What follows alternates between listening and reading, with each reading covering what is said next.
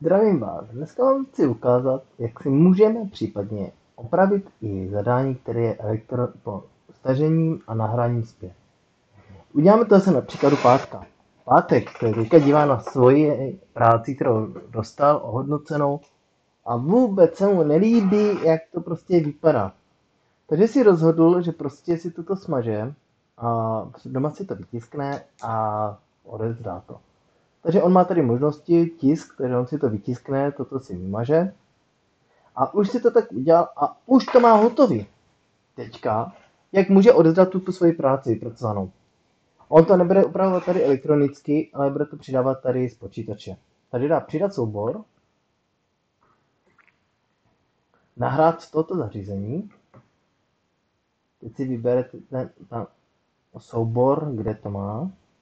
A teďka se podívá, ano, úkol PDF si uložil. Tak.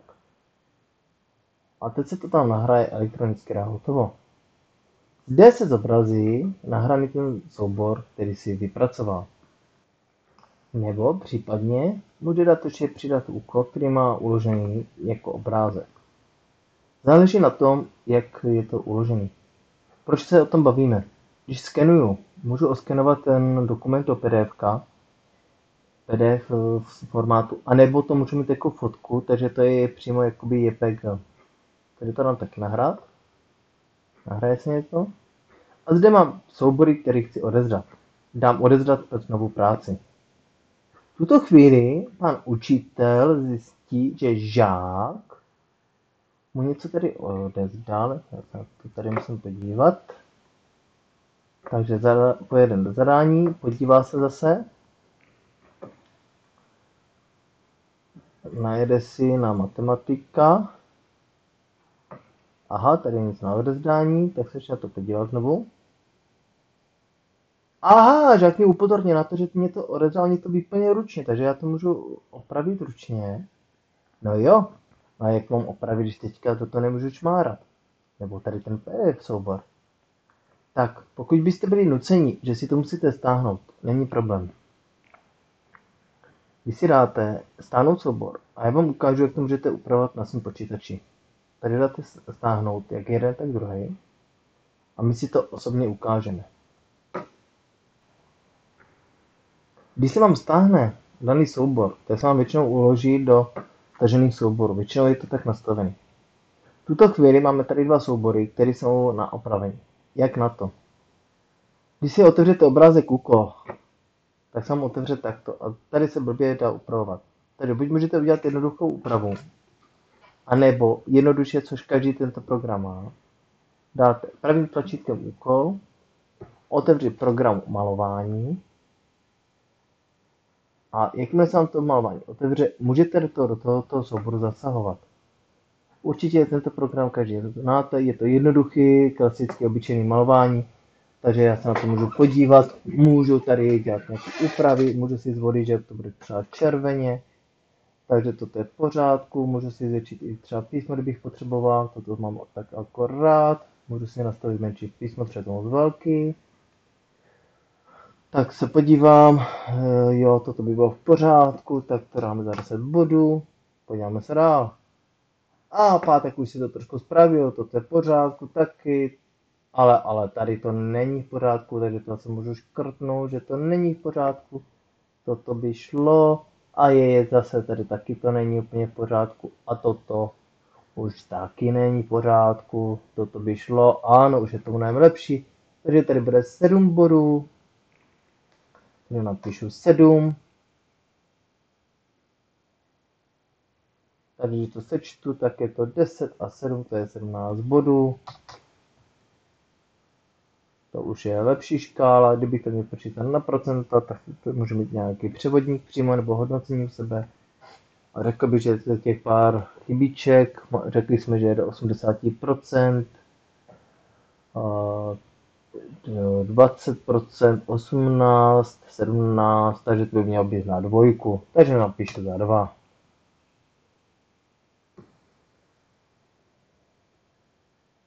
Deset, 20, Když to přepočítáme, tak to by mělo být ještě za 1 pro jistotu, takže případně můžete ještě zmazat. Takže si to poupravím, vezmu si klidně i gumu. Vrtoče za 1, to je 85%. Ještě napíšeme za 1. A prostě libovolně můžu do toho jakýmkoliv způsobem jít. Tam soubor uložit jako. Daný úkol si můžu dát obrázek opravenou a uložit. Pokud to máte podobně jako úkolu s PDF-kam, tak zase dáte otevřít a vám se to normálně otevře v tomto programu. Jak to bude? Tady v tuto chvíli máte pocit, že do programu, který je v PDF, nemůžete zasahovat. Ale pokud máte program Adobe Reader, tak tam můžete dělat takzvané podpisy. Vyplňovat a podepisovat. Tady se objeví tady tato lištička a můžete do toho psát.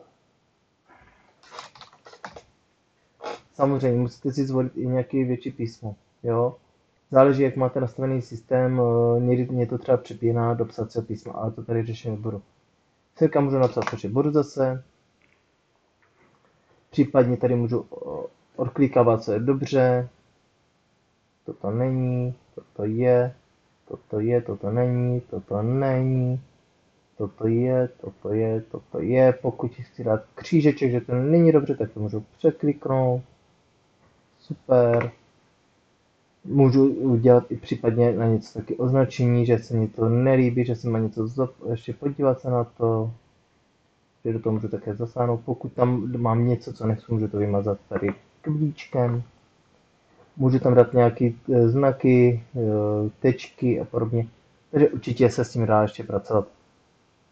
Je to jednoduchý, nic složitýho na tu práci, opravování to bohatě stačí. Takže zase si tady napíšeme, že jsme zjistili, že má 17 bodů.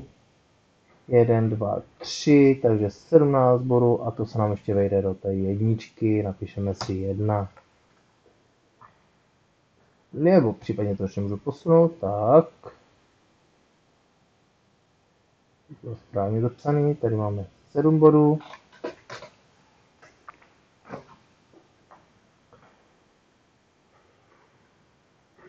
Můžu si taky napsat, kolik to je i procent, aby žák věděl. Teď je 85%, takže to na tu jedničku. A zase dám soubor uložit. A můžu si napsat, že je uložený.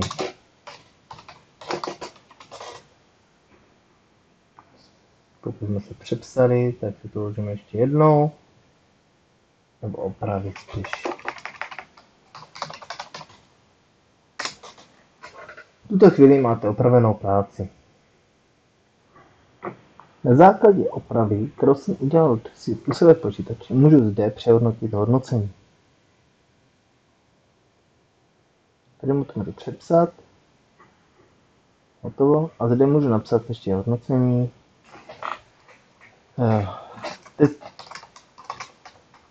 To máš opravené na 1. Příště si dej na to už pozor. Opravenou práci najdeš v předmětu pátek. Matematika soubory. Tak, jelikož my semka nemůžeme ukládat opravenou práci, tak my to dáme přímo opravdu do té matematiky. Když se najdu na týmy, tak jsem pátek matematika. To stejný, když dáte zadání k daným předmětu, tak jsem to tady zobrazil. Známky. Tady pátek už má zapsanou, že má 100. Případně se může podívat nebo otevřít si na práci studenta. Já semka nahraju ty elektronické soubory, které jsem upravoval si doma, protože já je tam nejsem schopný dovytvořit. Takže udělám si novou složku.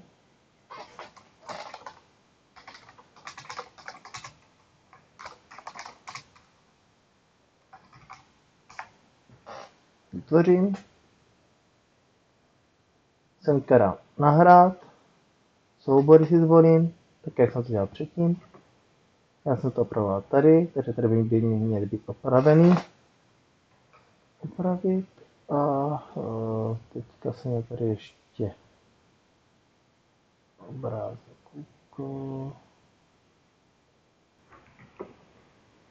Takže obrázek další ještě nahraju, takže jsem to urychlil, co s ním nevěděl. Tak. Upravit. Je to opraveno, to je jedno, nahraju to tam. V tuto chvíli je to tady nahraný. A když bude pátek se chci podívat, co tam je za chybu, může. Zkusíme se přepnout schválně na pátka. Takže pátek už tady má nějaké informace. Ano, něco se tady jelo, zadání práce bylo, super, bylo to vráceno. Takže se může na to podívat. Teď je v té matematice, tady to vidí. Tady vidí, že bylo opravené hodnocení, případně jaké hodnocení, které tam dostal. A když se podívá do těch souborů, tady má zrámky, kdyby chtěl, aha, vráceno, super 100. A v souboru, to už se jakoby s dětma domluvíme, tak tady uvidí, že má vložený soubory. Když se na to podívá, tak zde vidí svoji práci, která je opravena. Aha, proč? Aha, to je jasný. Bude si to dát zavřít. Případně to stejně by mělo fungovat i s obrázkem. Takže to jsou možnosti, jak můžete pracovat i doma elektronicky, případně opravovat. To je v tuto chvíli všechno. Zatím nashledanou.